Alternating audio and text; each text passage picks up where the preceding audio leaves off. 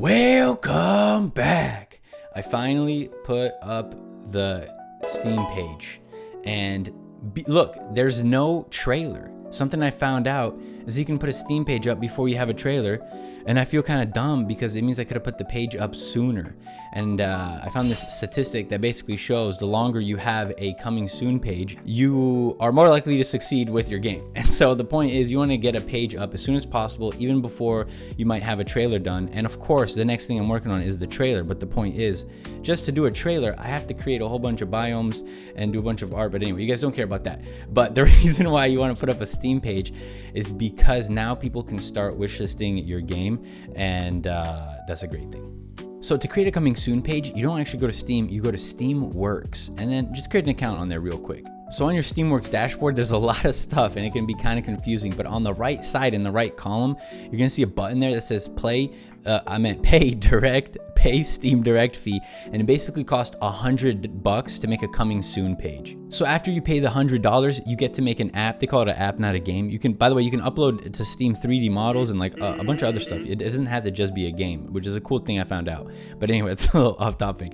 So you can see here, The Last Phoenix, it's one of my apps. And here, once again, to create a new application, you have to pay, you have to pay the fee for every single app that you want to make, $100.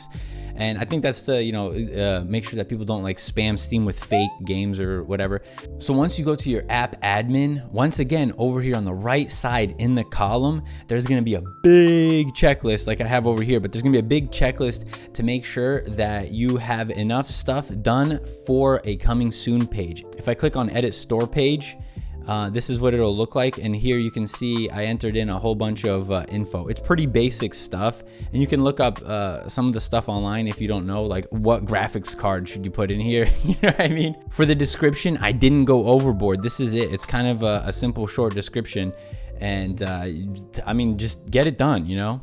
The graphical assets is the most tedious part, and what I recommend is that you have a sort of like a Photoshop file or whatever, and you separate things on different layers and then just move it around. So that way it's really easy to create all these different images. Like I just moved Felix's head here and shrunk the title, and so there's sort of only like 3 big steps, right? So you make the coming soon page, which I didn't even need the trailer done, and I don't have to have a game build done, right? So the first step is just create some screenshots, put that up, and start getting those wish lists. The next thing for me to do, of course, I'm gonna make a trailer, but is to make a game build.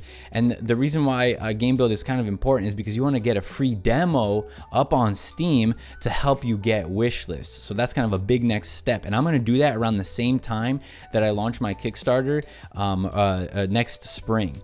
And that'll help probably the Kickstarter and the Steam, right? It'll help both of them push each other. And then of course you do the release. I wish you luck on your game. Wish me luck too, dudes. Post in the comment section below the name of your game. And if you're a fan, please wishlist the game. And I'll be doing the Kickstarter next year, so there's a button here you can click to notify you when it launches. And feel free to share your Steam page in the Discord community. I'll see you guys next week. A Dev Life.